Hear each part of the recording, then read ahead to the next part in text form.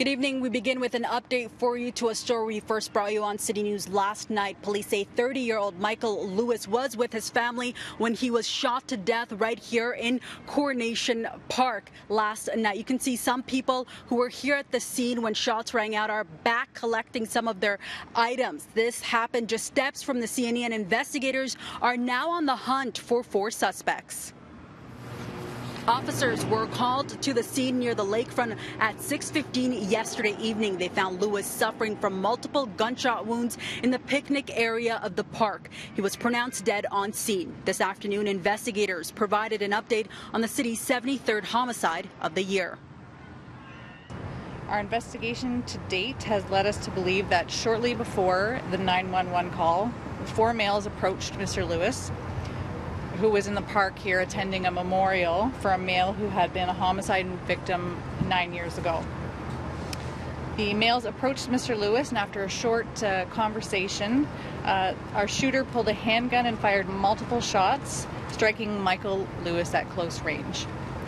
Mr. Lewis collapsed to the ground, and the suspects fled the park northbound towards Lakeshore Boulevard.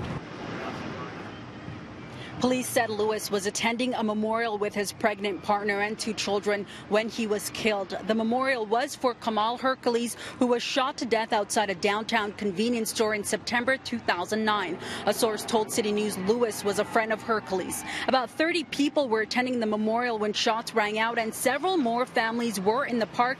Investigators believe that Lewis knew the suspects. Anyone with information or video from the park is being asked to contact police or Crime Stoppers.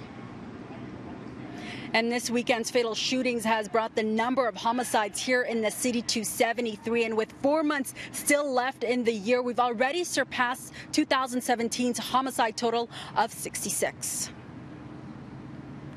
Here's a closer look at the numbers. According to police data, there were 6 shooting deaths in May, 7 in June, 6 in July, and 5 in August. There are 2 so far in September. In total, there are 37 gun-related homicides so far this year. That's 2 fewer than the total for all of 2017.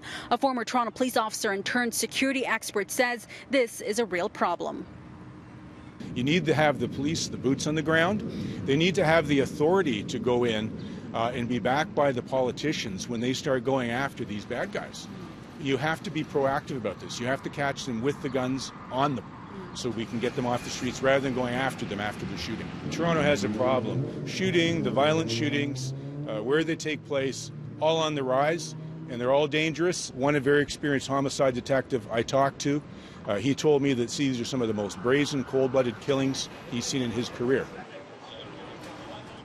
And in July, Toronto's police force deployed an additional 200 police officers on the streets as part of an 8-week initiative to curb gun violence. That saw officers in various neighborhoods throughout the city between the hours of 7 p.m. and 3 a.m. But a former convict we spoke with, who is now a community activist, says the key is mentorship and economic opportunity. So he started his own construction company helping at-risk youth, but he said he couldn't do this without his uncle, who helped lay this foundation. Well, he was just like, yo, do what I did, do it for someone else. And I remember like that just kind of touched my heart, you know. Then I was just like, I kind of got this vision of like doing what he did in terms of, you know, taking someone who was get different conflicts and giving them a trade so they can make some money, and then also like teaching them and putting them on game when they're there, and you know, and just giving them a launch pad for life. What do you think would have happened if you didn't have that strong voice in your life? I think that, I don't know. I honestly don't know. You know, you hear a lot about, you know, the different things that are happening these days and gun violence. But you know, I think that I'm thankful that he was there, and you know, that's why again we started this organization.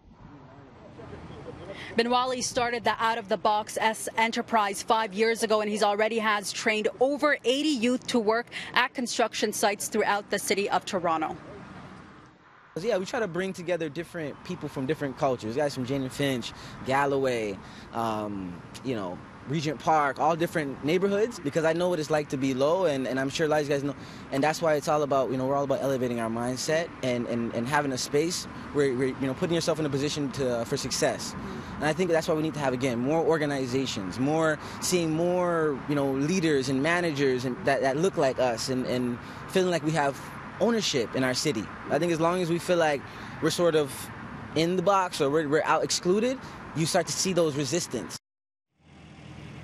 And one final note on that data provided by Toronto Police, the highest, looking back the last 4 years, the highest number of homicide rates was in 2016 when there were 74 deaths. 41 of those were shootings.